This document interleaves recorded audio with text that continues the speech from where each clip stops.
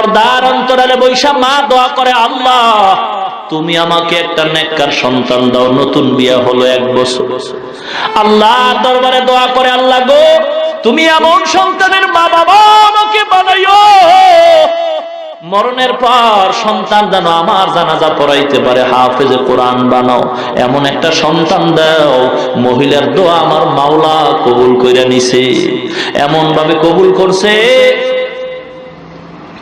মহিলার গর্ভে আল্লাহ একটা বাচ্চা দান করেছেন, নেককার সন্তান।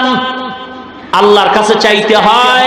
ইব্রাহিম নবী চাইছেন, রব্বি হাবলি মিনাস সলিহিন। ও মুসলমান ভাই, যারা বিবাহ করেন নাই, অনুরোধ করি আল্লাহর দরবারে নেককার বিবির জন্য দোয়া করেন। আর নেককার বিবি যদি আল্লাহ দান করেন, তার গর্ভেই নেককার সন্তান পাওয়া যাবে। এ মা বোনেরা, আপনারা তো আলেমদের মা, হাফেজে কোরআনের মা, আব্দুল কাদের জিলানীর মা, শাহ ওলিউল্লাহ মুহাদ্দিসে দেহলভির মা, বাইজিদ বুস্তামির মা, ও পর্দার অন্তরালের মা গো, আল্লাহর কাছে দোয়া করো গো। কত মানুষ আইসা কান্নাকাটি করে, 10 বছর বিয়া করলাম, একটা সন্তান পাইলাম না। মুসলমান গো ভাই, মাজারে যাও, সন্তান পাইবা। কি গো, এ মাজারওয়ালা যদি সন্তান দিতে পারত গো, বাংলার জমিনে কোনো হিজলা থাকতো না। আমি বলবো বাবা, মাজারে চাও কেন? আল্লাহর দেওয়ার ক্ষমতা নাই? আছে নাকি দুর্বল হয়ে গেছে? যারা আল্লাহর কাছে না চাইয়া অন্যের কাছে চায়, কবরে চায়, মাজারে চায়, তাদেরকে আমি বলতে চাই, তুমি মাজারে চাও কেন? 2 কথার 1 কথা মানতেই হবে। হয়তো আল্লাহ দুর্বল, না হয় আল্লাহ সবল। যদি হয় তাহলে কেন চাও না? আল্লাহরে পছন্দ হয় না? 2টার একটা। হয়তো আল্লাহ দিতে পারে না, যে কারণে মাজারে চাও। আর যদি বলো না পারে, তো চাও না কেন আল্লাহর কাছে? মাজারে চাও কেন? আল্লাহকে তোমার পছন্দ হয় নাই নাকি বলে? মহিলা দোয়া করছে, আল্লাহ নেককার সন্তান তুমি আমার গর্ভে দিও গো। আল্লাহ পাক রব্বুল আলামিনের দরবারে দোয়া কবুল হয়ে গেছে। আল্লাহ পাক একটা নেককার সন্তান গর্ভে দান করেছেন। সন্তানটা মা দোয়া করতেছে, গর্ভে রাইখা দোয়া কর, আল্লাহ তুমি আমার সন্তানটারে হায়াত দাও, বাঁচায় দাও, আলেম বানাবো। কিয়ামতের ময়দানে আমি আলেমের মা হইয়া আল্লাহর দরবারে পরিচয় দিব। সন্তান দুনিয়াতে আসার সময় হয়ে গেল। আল্লাহর কুদরতি পরীক্ষা, গরিবের উপরে পরীক্ষা গো। ইমানদার যত ভালো, পরীক্ষা তার কঠিন। গরিবের সন্তান মহিলা, গরিবের ঘরে আছে, সন্তান দুনিয়াতে আসা হয়ে গেল, কিন্তু আসার আগে আগে তার আব্বা দুনিয়া থেকে বিদায় হয়ে গেছে। এতিম সন্তান, মা সন্তান কোলে নিয়ে কাঁদে, আল্লাহ তুমি আমার আশাটা কি পূরণ করবা না? আমার মনে বড় আশা, আমি একজন আলেমের মা হয়ে কবরে যাব। কত আলেমের বয়ান শুইনা মনটারে মানাইতে পারি না গো। এ জামালপুরের মুসলমান, আমিও তো একটা মায়ের গর্ভের সন্তান। আমার মা কত ধন্য মা। বয়ানে আসার আগেও মায়ের কাছে দোয়া চাইছি গো মা। সারা বাংলাদেশের মানুষ জামালপুরের ওয়াজ শুনতেছে। মাগো মা, আজকেই তো সেই স্টেজে বয়ান করতে আসছি গো মা, দোয়া চাই। মা দোয়া করছেন বাবা। আমি বলি মা, আপনাদের মতো মা বড় ধন্য মা। সারা দুনিয়ার মানুষ সম্মান করে গো মা। একটু দোয়া করবেন, আল্লাহ যেন ইখলাস অন্তরে রাখে, অহংকার যেন অন্তরে ঢুকানোর সুযোগ না পায়। এ জামালপুরের মা বোনেরা গো, মাইকের আওয়াজ কি চায় না? বিন্দু বাবাজিরা গো, মনটা কি চায় না তুমি একজন আলেমের বাবা হইবা, হাফেজে কোরআনের বাবা হইবা? রমজান মাসে তোমার সন্তান হাজার হাজার মানুষকে তারাবি পড়াইবে, খতমে তারাবি। ওই মহিলা দোয়া করে, আল্লাহ তুমি আমার সন্তান যাও দিছো, ওর বাবা নিয়ে গেছো, এখন আমি কেমন করে সন্তানটারে আলেম বানাবো? কপাল পুড়ে গেছে, টাকা নাই পয়সা নাই, কেমনে সন্তান আলেম হবে?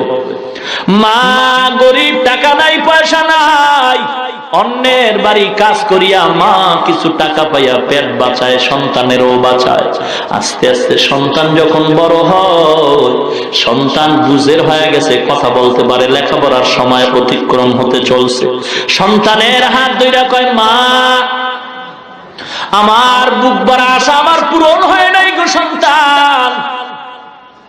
আমার আশা ছিল আমি তোমার হাফেজ বানাবো, আলেম বানাবো। না না, তোমার বাবা নাই, আমি গরিব, অন্যের ঘরে কাজ করে জীবন চালাই, যাও তুমিও নাই না যাও।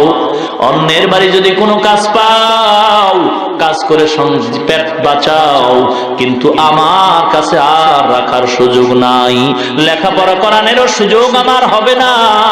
সন্তান মায়ের থেকে চলছে, গ্রামে হাঁটতেছে, এক বড় লোক সন্তানের চেহারা দিয়ে তাকায়, বড় মায়া লাগছে। আয় বাবা আয়, কই যাও? বলে আমি গরিবের সন্তান, আমি কাজ তালাশ করি। আমার বাড়ি থাকবি, আমার বাড়ি কাজ করবি, আর আমার কিছু গরু আছে দেখাশোনা করবি, তোর খানা বেতন কাপড় যা দরকার আমি সব ব্যবস্থা করে দিব। এতিম সন্তান ওই বাড়ির গরুর রাখাল হয়। বলবো ঘটনাটা বলবো? কাঁদাও না, গরিবের হক মাইরা বড় লোক হইছো, সাবধান সাবধান। বড় লোক গেট সাজাইছে, বড় খানার অনুষ্ঠান দুপুর বেলা, রোস্ট মুরগি, কোরমা, পোলাওয়ের ব্যবস্থা করছে। পাশের ঘরে রিস্কাওয়ালা ছোট্ট একটা ভাঙ্গা ঘরে দুইটা বাচ্চা নিয়ে থাকে, দাওয়াত দেয় না। দুপুর বেলা রিস্কাওয়ালা বাজারে যায়, রিস্কা চালায়, যা পায় সন্ধ্যায় ঘরে আসে। বড় লোকের বাড়ি আজকের খানার আয়োজন, রিস্কাওয়ালা ওদিকে ভ্রুক্ষেপ করে না। সন্তানটা বাচ্চা দুইটা ঘরে, মা বাচ্চা নিয়ে ঘরে বসে আছে। দুপুর হয়ে গেছে, রিস্কাওয়ালা রিস্কা নিয়ে চলে গেছে। বাচ্চা দুইটা দুপুর বেলা ক্ষুধায় বলে, মা খানা দাও, খানা দাও। তরকারি নাই, বাবা সন্ধ্যায় আসবে। মা একটা আলু ভর্তা বানায় বাচ্চা দুইটারে খানা দিছে। বাচ্চা দুইটা ভর্তা দেখে প্লেটটা ফালায় দিয়ে কয়, মা গোশতের ঘেরান পাই, ভর্তা দিয়া খানা খাবো না। মা কাপড়ের আঁচল দিয়া চোখের পানিগুলো মুছে আর কয়, ও বাবা গো, গোশত তো আমার ঘরে রান্না হয় নাই, পাশের ঘরে। ওরা তো আমাদের দাওয়াত দেয় না, তোমারে দাওয়াত দেয় না, তুমি গোশত দিয়ে খানা খাইতে পারবা না। বাচ্চা কয়, মা গোশত না দিলে খাবো না। মা চোখের পানি ছেড়ে কয়, আল্লাহ আমাদের দাওয়াত দেয় না, যদি বাচ্চা দুইটার দিত বড় লোকের কোনো ক্ষতি তো হইতো না। মা চোখের পানি ছেড়ে কাঁদতেছে, বাচ্চা দুইটা প্লেট ফালায়া জমিনে শুয়া ঘুমায়া পড়ছে। সন্ধ্যাবেলা বাবা আসছে, আইসা দেখে বিবির চোখে পানি দেখা যায়।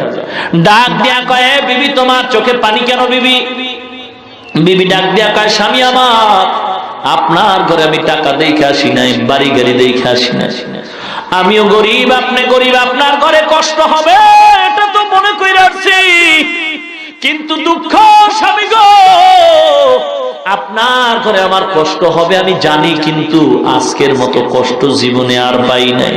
কি ব্যাপার?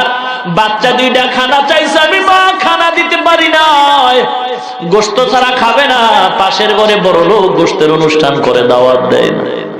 বাবার আওয়াজ পেয়ে বাচ্চা দুইটা সজাগ হয়ে বাবার গলা জড়ায় কয়, বাবা গো, মা বলছে তুমি নাকি গোশত দিবা, গোশত দাও, খানা খাই নাই।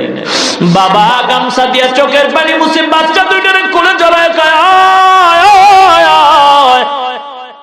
আল্লাহর দরবারে যদি কবুল হয় গোশত আজ নয় কাল খাবারে বাবা, বড় লোক আমগো দাওয়াত দেয় না, ওদিকে কর্ণপাত করিও না।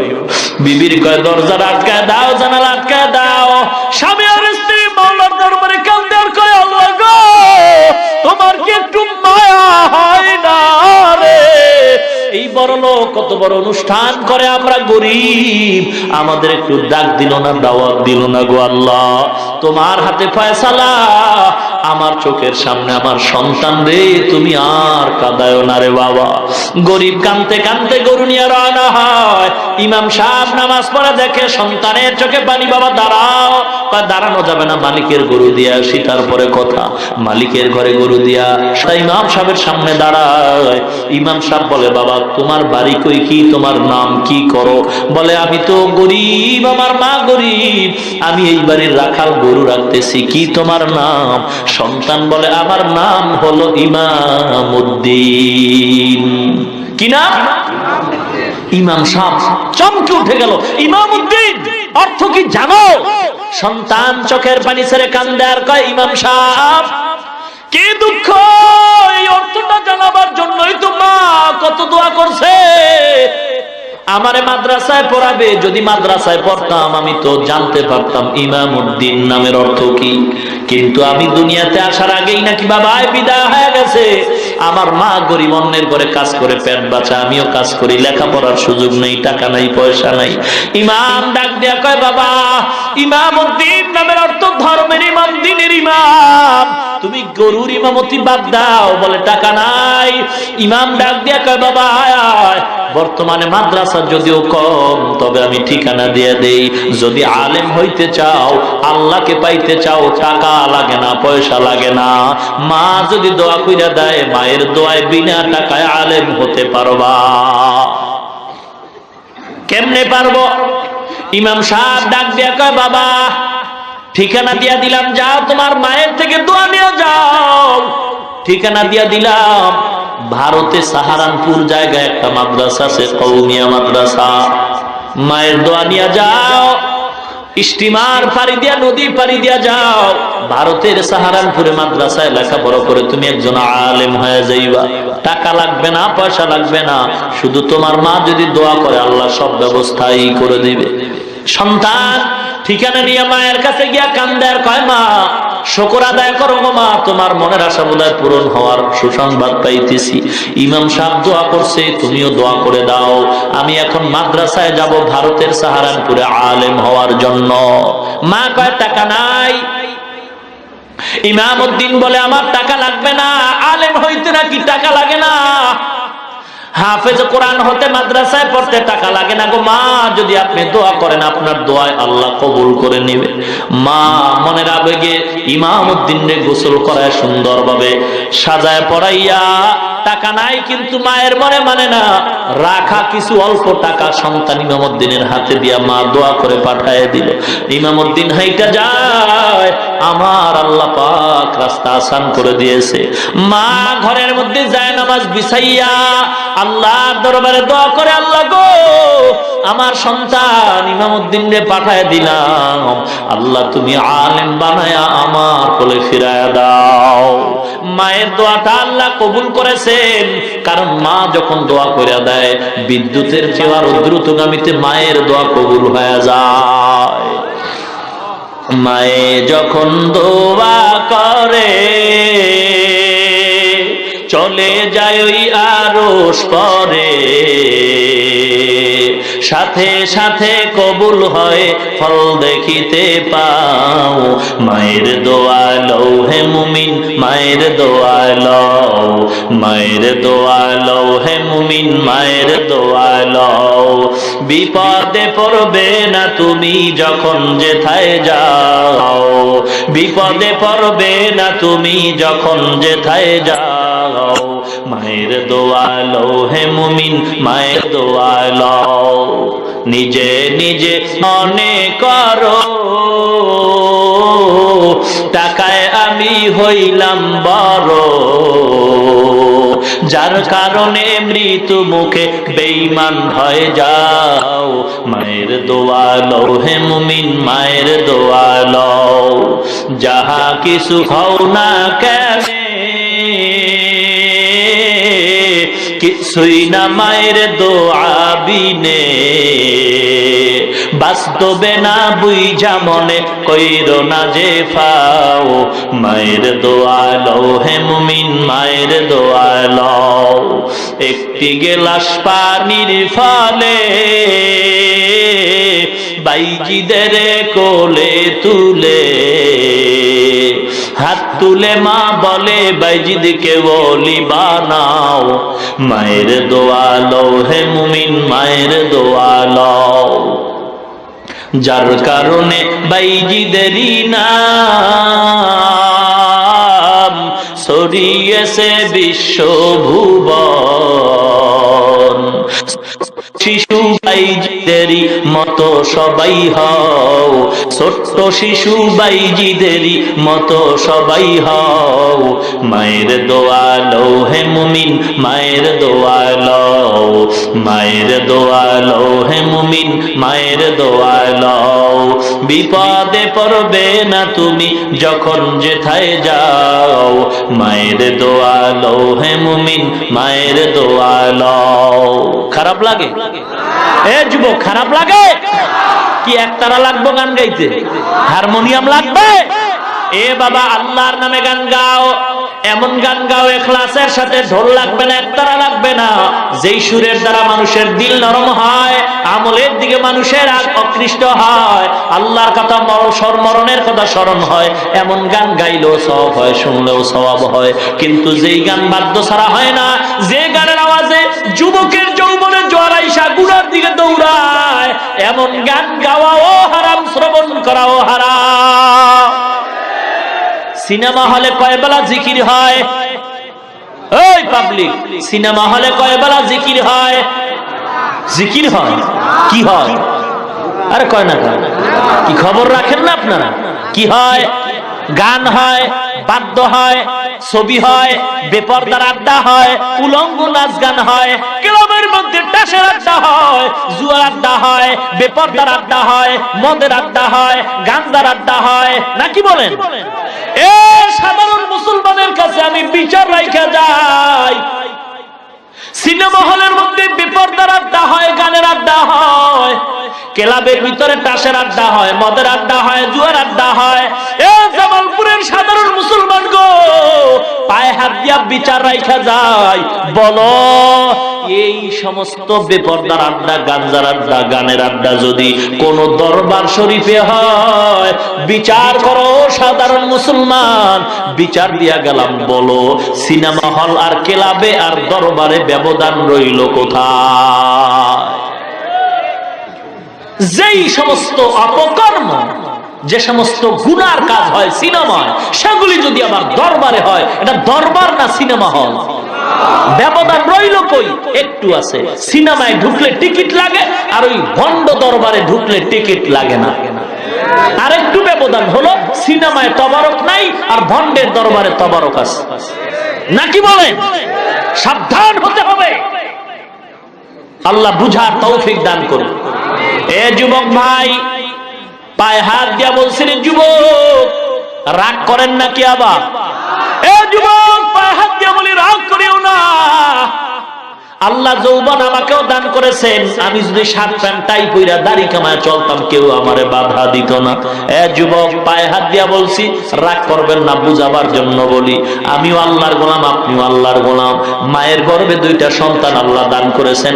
বোনের বয়স হলো মাত্র 30 বছর, ভাইয়ের বয়স হলো মাত্র 24 বছর। বোনের গালে দাড়ি নাই, ভাইয়ের গালে দাড়ি আছে। আমি আপনাদের কাছে জবাব চাই, বলেন আল্লাহ অন্যায় করছেন নাকি? জোরে বলেন।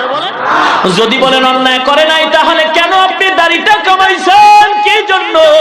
দাড়ি কামাইলে চেহারা সুন্দর হয়, যৌবন বাড়ে, শরীর মোটা হয়, কিছুই তো হয় না। তাহলে কেন কামাইছেন? জবাব দিবেন, হুজুর চাকরির কারণে রাখতে পারি না। এ মুসলমান যুবক ভাই, যে যেই দলের লোক হন না কেন, পায়ে হাত দিয়া বিনয়ের সাথে বলি, কাউকে টার্গেট করে বলি না রে বাবা, কাউকে হিংসা করে বলি না। সবাই চাই আল্লাহর জান্নাতে যাইতে। মুসলমান ইমানদার, কারোর সাথে কোনো দ্বন্দ্ব নাই। আপনি দাড়িটা কামাইলেন চাকরির অজুহাতে, মোবাইল থাকলে রেকর্ড করে নেন। আপনার কাছে আমার প্রশ্ন, আপনার মতো যুবক দাড়িওয়ালা র্যাবের চাকরি করে, পুলিশের চাকরি করে, আর্মি বিডিআরে চাকরি করে, উকিল, ব্যারিস্টার, বিচারপতি, magistrate, OC, DC, SP, IG, আপনার মতো যুবক দাড়িওয়ালা আছে না নাই? সত্য বলুন, মিথ্যার দরকার নাই। আছে না নাই? শুধু দাড়িওয়ালা কেন, র্যাব, আর্মি, বিডিআরের ভিতরে বহু কোরআনে হাফেজও আছে, ঠিক কিনা বলেন? আপনি বালিশের সাথে মাথা লাগাইয়া চিন্তা করবেন, আপনি কেন পারবেন না মুসলমান হইয়া? এ যুবক, কয়দিন তুই দুনিয়াতে বাঁচবি রে? একটু তাকায় দেখ, ওই ঢাকার আশুলিয়ায় গার্মেন্টসে আগুনে পুইরা কত জীবন চলে গেল রে বাবা। পত্রিকার খবর কি মনে পড়ে না? চট্টগ্রাম ফ্লাইওভারের নিচে পড়ে কত জীবন চলে গেছে। এখনো কান্নার আওয়াজ ওই যে সদরঘাট থেকে লঞ্চ রওনা হয়ে কত মানুষ এখনো লাশ উঠাইতেছে। বাবারে কয়দিন বাঁচবা? যদি অসুস্থ নাও হও, এমন কোন দিন নাই যে বাসের তলে পড়ে মানুষ মরে না, হুন্ডা অ্যাক্সিডেন্ট হয়ে মানুষ মরে না, পানিতে ডুইবা মানুষ মরে না, এমন কোন দিন নাই। অনেকে তো স্ট্রোক কইরা হঠাৎ করে মারা যায়। বাবা গো, পায়ে হাত দিয়া বলছি, দুনিয়া কিচ্ছু না, কিচ্ছু না। আল্লাহর গোলাম হও, আল্লাহর কোরআনের গোলাম হয়ে যাও, কোরআনের ছোঁয়া পাইয়া মানুষ হও, আল্লাহ ওয়ালাদের সাথে সম্পর্ক জোড়ায় দাও। এ যুবক ভাই, এ ব্যবসায়ী ভাই, আপনার মতো কোটি টাকার ব্যবসা করে দাড়িওয়ালা হারাম খায় না? আছে না নাই?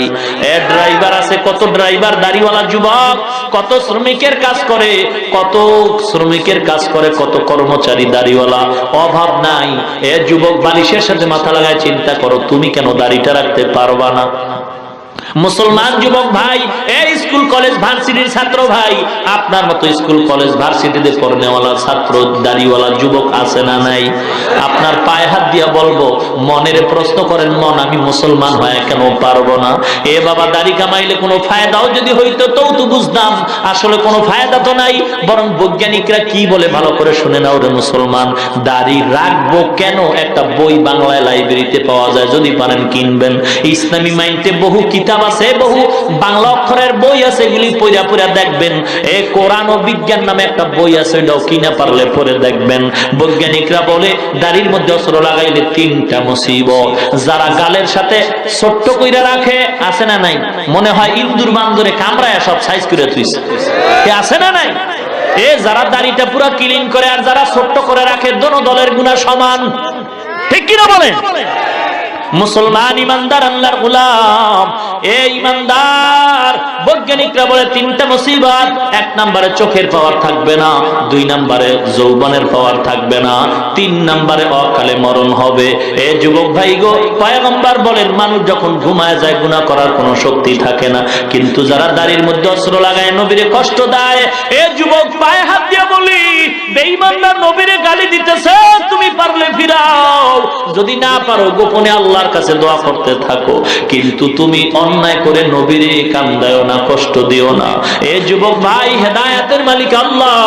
1 নম্বরে যৌবন থাকবে না, চোখের পাওয়ার থাকবে না। নবী বলেন, মানুষ যখন অন্যায় করে দাড়ির মধ্যে অস্ত্র লাগায়, ও সজাগ থাকার, ঘুমায় থাক 24টা ঘন্টার, সেকেন্ডে সেকেন্ডে আমলনামায় গুনাহ লিখতেই থাকে। এ যুবক ভাই, হেদায়েতের মালিক আল্লাহ, চাকরি দেওয়ার মালিক আল্লাহ, ইজ্জতের মালিক আল্লাহ, রিজিকের মালিক আল্লাহ, হায়াত মৌতের মালিক একমাত্র আল্লাহ। ঈমানটা যদি মজবুত হয়, আর যদি একটা যুবক তওবা করে, আল্লাহ জীবনে আর নবীর দাড়ি কামায় কষ্ট দিব না, নবীর আর কাঁদাবো না, কারণ আমার নবীর জীবনটাই কিন্তু কানতে কানতে শেষ হয়ে গেল। মা নাই, বাবা নাই, নবীর কান্না কত কষ্ট, তায়েফের ময়দানে কষ্ট, রক্ত ঝরানো কষ্ট গো মুসলমান। ঈমানটারে মজবুত করে যদি একজন যুবক তওবা করে, মাহফিল সার্থক হবে, এই মেহনতটা সার্থক হয়ে যাবে। ঈমান মজবুত, বাবা বাঁচি আর মরি জানি না, চাকরি থাক আর যাক এটাও দেখার বিষয় না। ঈমান মজবুত করে ওয়াদা করি, আল্লাহ জীবনে আর কোনোদিন দাড়ির মধ্যে অস্ত্র লাগাবো না, নবীর আর কষ্ট দিব না। মজবুত ঈমান যদি থাকে, আল্লাহর কাছে হাত উঠাইয়া একটু ওয়াদা করে দেখায় দেই। নারায়ে তাকবীর! হাত সোজা করেন, আরো সোজা করেন, হাত আরো সোজা করেন, আরো সোজা করেন। এবার সতর্কবাণী, যাদের অন্তরের নিয়ত ভালো না, তারা হাত নামায় দেন। আমি আবারও বলছি, যাদের নিয়ত খাঁটি নাই, তারা হাত নামান। যাদের নিয়ত এখনো মজবুত না, তারা হাত নামায় দেন। আর যাদের নিয়ত খাঁটি, তারা হাত আরো সোজা করেন। ইয়া আল্লাহ, যেই সময় বেঈমানরা নবীর সুন্নতকে জবাই করার জন্য পাগল হয়ে গেছে গো আল্লাহ, ওই সময় জামালপুরের বাস টার্মিনালে তাকায় দেখো, তোমার গোলাম নবীর উম্মত নবীর সুন্নাত জিন্দা করার জন্য ওয়াদাবদ্ধ, আল্লাহ কবুল করে নাও, মজবুত করে নাও, মুসিবতে ধৈর্য ধারণ করার তৌফিক দাও। যারা লেখাপড়া করে পরীক্ষার্থী, সফলতা দান করো। আয় আল্লাহ, যারা চাকরি করে, যারা ব্যবসা করে, বরকত সফলতা দান করো। আয় আল্লাহ, মুসিবত থেকে হেফাজত করো। ঈমান আমল নিয়ে বাঁচায় রাখো, ঈমান আমল নিয়ে কবরে যাওয়ার তৌফিক দান করেন, বলেন আমিন। আমাল সে বনতি হে ये जन्नत भी जहन्नम, ये खाके फितरत में न नारी है न नूरी ये खाक फितरत में नारी है नूरी। मुसलमान अल्लाहर गुलाम ইমামউদ্দিন এবার ইলমেদিন শিখার জন্য রওনা হয়ে গেল। হাঁটতেছে হাঁটতেছে মা দোয়া করতেছে, আল্লাহর কি কুদরত, আল্লাহর কি কুদরত। মুসলমান গো, ভারতে যেই মাদ্রাসায় ইমামউদ্দিন যাবে ওই মাদ্রাসার প্রিন্সিপাল ঘুমের ঘরে স্বপ্ন দেখছে, ডাক দিয়া করো মাদ্রাসার আল্লাহর গোলাম, বাংলাদেশ থেকে একটা সন্তান ইলমে দ্বীন শিখার জন্য আসতেছে, তুমি তাকে নিয়ে একত্রে নাস্তা করবা। উস্তাদ প্রিন্সিপাল গেটের সামনে দাঁড়ায়, একজন ছাত্র ঢুকায় আর পরিচয় নেয়। ঠিক টাইম মতো তাকায় দেখে বাংলাদেশের সন্তান আল্লাহর জিকির করতে করতে মাদ্রাসায় ঢুকতেছে। সন্তানকে কোলে জড়ায় কয়, তুমি কি বাংলাদেশ থেকে আসছো? বলে হ্যাঁ। কোলের মধ্যে জড়ায় কয়, তাড়াতাড়ি নাস্তা করে নে, আল্লাহ বড় পরীক্ষায় ফেলাইছে। নাস্তা করার পরে বলে, বাবা তুমি আমার মাদ্রাসায় ভর্তি হয়েছো, বাবা যাও মাদ্রাসায় লেখাপড়া করবা, আমার ঘরে খানা খাইবা, আর একটা গরু আছে মাঝে মাঝে দেখাশোনা করবা। ইমামউদ্দিন এবার ওস্তাদের ঘরে খানা খায়। এ মাদ্রাসার ছাত্র ভাই গো, নিজেকে বিলীন করে দাও, অহংকার মুক্ত জীবন চাও, কারণ অহংকারী কইরা কোনো ব্যক্তি মানুষ হতে পারে না। যত বড় বড় বুজুর্গের আলোচনা আমরা করি, সবাই ছিলেন মাজাজান সুইপার, বাথরুম পরিষ্কার করেছেন, এমনি বড় হয় নাই। এলেমের জোরে বড় হওয়া যায় না বাবা, এলেমের জোরে অহংকারী ইবলিস হওয়া যায়। আর মানুষের মুখে সম্মান পেতে হলে নিজেকে জুতা সোজা করার মতো অপদস্থ করতে হবে, ছাত্রের জুতা সোজা করতে হবে, ওস্তাদদের জুতা সোজা করতে হবে, বাথরুম পরিষ্কার করতে হবে। যখন মনটা এত নিচু হয়ে যাবে, আল্লাহর রহমত তখন অটোমেটিক সিনায় আসবে। ওস্তাদ একটু কিছু কইলেই ছাত্র আন্দোলন শুরু করে না, এই তো অবস্থা। মাদ্রাসা তো আমিও পড়াই, খানায় যদি একটু তরকারি ভেজাল হয়, ছাত্ররা রিপোর্টের আগে ওস্তাদ রিপোর্ট দেয় আরো আগে, নাকি বলে? অথচ 2 বছর আগের ইতিহাস বর্তমানে যারা মাদ্রাসায় লেখাপড়া শিক্ষক হয়ে করাইতেছেন, কত কষ্ট করে লেখাপড়া করছেন, তাদের আগের বুজুর্গরা কত কষ্ট করে পড়ছেন। হ্যাঁ, আর এখন একটু খানায় সমস্যা হলে আন্দোলন শুরু করে দেয়, ছাত্র ওস্তাদ পুরা ভাগ হয়ে যায়, দলে দলে ভাগ হয়ে যায়। আল্লাহ, এর দ্বারা এলেম পাওয়া যাবে না। এলেমের জন্য খানার দিকে তাকানো যাবে না, খানার দিকে তাকাইলে এলেম পাওয়া যাবে না। ইমামউদ্দিন মাদ্রাসায় লেখাপড়া করতেছে, কিন্তু দুঃখ, ওস্তাদরা যা ক্লাসে কয় ইমামউদ্দিনের ব্রেনে কিছুই ধরে না, মনে থাকে না। এরকম ছাত্র নাই যে 5টার মধ্যে 2-3টা ছাত্র ভালো বুঝে আর 2টা বুঝে না? ব্রেন কম আছে না নাই? খুব সংক্ষেপে বলতেছি, ইমামউদ্দিন ক্লাসের মধ্যে পড়তেছে, ওস্তাদের গরু দেখে খানা খায়। বাবারে, একদিনের ঘটনা, 1 সপ্তাহে যা ওস্তাদ পড়াইছে, ভালো ছাত্র দাঁড়ায় দাঁড়ায় রিভাইজ করে আবার শোনায়, আর যারা পারে না ওরা ধরে। ঠিক একদিনের ঘটনা, ইমামউদ্দিন কিতাব ধরে বসে আছে, সবাই ভালো ছাত্র দাঁড়ায় দাঁড়ায় পিছনের 1 সপ্তাহ সবক পড়ায়, কিন্তু ইমামউদ্দিন প্রথম পৃষ্ঠায় হঠাৎ করে একটা আওয়াজ দিল, যেই ছেলেটা পড়াইয়া 5 পৃষ্ঠা চলে গেল। ইমামউদ্দিন কয়, ভাই মনে যদি কিছু না নেন, আমি প্রথম পৃষ্ঠার একটা লাইন ভালো বুঝি নাই, বুঝাইয়া দেন। ছেলেটা একটু অহংকারী, তো এলেন থাকলেই তো একটু অহংকার বাড়ে, বুঝেন না কথা? তুমি এখন জিজ্ঞাসা করো কেন, আগে জিজ্ঞাসা করলা না কেন? 5 পৃষ্ঠা চলে গেলাম, এখন কেন? একটু গালি দিল, গালি।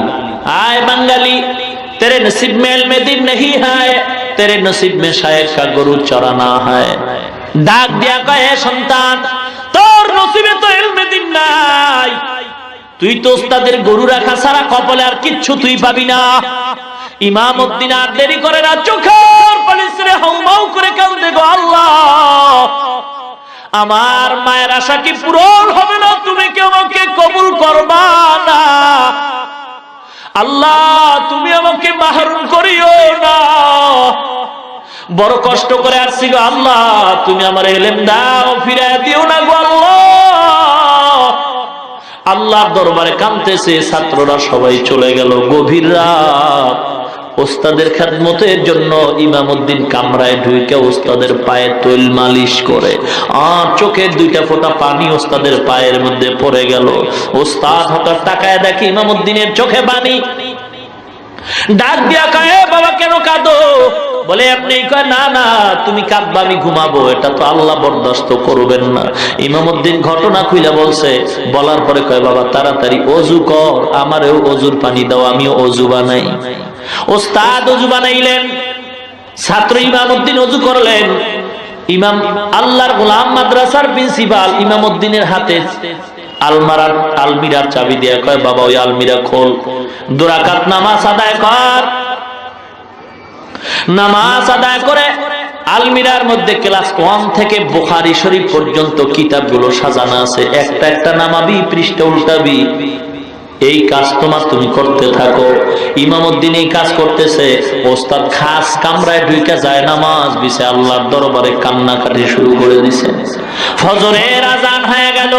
আসসালাতু খায়রুম মিনান নাওম, ঘুমের চেয়ে নামাজ ভালো, আর তুমি ঘুমাইও না, ঠিকমতো পড়িলে নামাজ জান্নাত তোমার ঠিকানা। পশু পাখি কীট পতঙ্গ কেউ ঘুমিয়ে রইল না, মানুষ হয়ে ঘুমিয়ে থাকা ঠিক তোমাদের হবে না। ইমামউদ্দিন ওস্তাদ নামাজে দাঁড়ায় গেলেন। মসজিদের কাতার, ইমাম সাহেব আল্লাহর গোলাম প্রিন্সিপাল প্রতিদিন ফজরের পরে বয়ান করে, আজকের আর বয়ান করেন নাই। নামাজটা শেষ করে সালাম ফিরে ঘরে আসছেন। আইসা কয়, বাবা আসো আমার সামনে বসো। ওস্তাদ ওই বাকি পৃষ্ঠাগুলি ইমামউদ্দিনকে পড়ায় বলে, ঘুমাও, ঘুমায় যাও, ক্লাসটাই আমি তোমার ডাকবো। ইমামউদ্দিন ঘুমায় গেলেন। আল্লাহর ওলি আর ঘুমান না। ওস্তাদের দোয়ায় যে কি হওয়া যায়, উস্তাদের দোয়া যে কত বরকতি দোয়া জানো গো। একটা অক্ষর যে শিখায় তার কত দাম।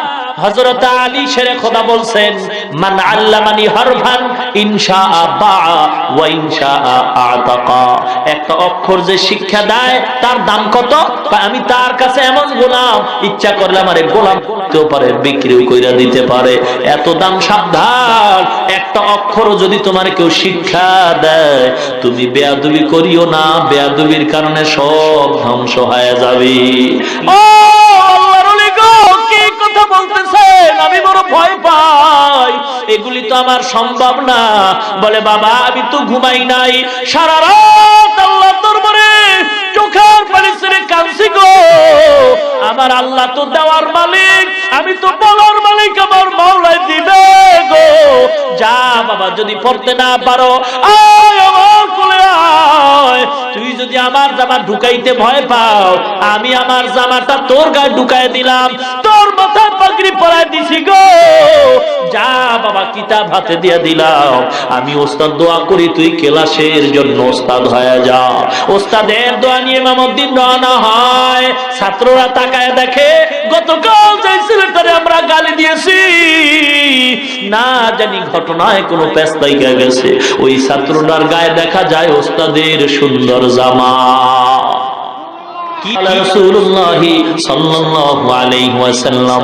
এভাবে যখন হাদিসের দর্শ দেওয়া শুরু করলেন, কমপ্লিট হাদিস বন্ধ করে ইমামউদ্দিন আবার চলে আসলেন। ছাত্ররা রিপোর্ট দেয়, ওস্তাদের চেয়েও ইমামউদ্দিনের কাছে জানো সবক আরো পরিষ্কার বুঝতে পারলাম।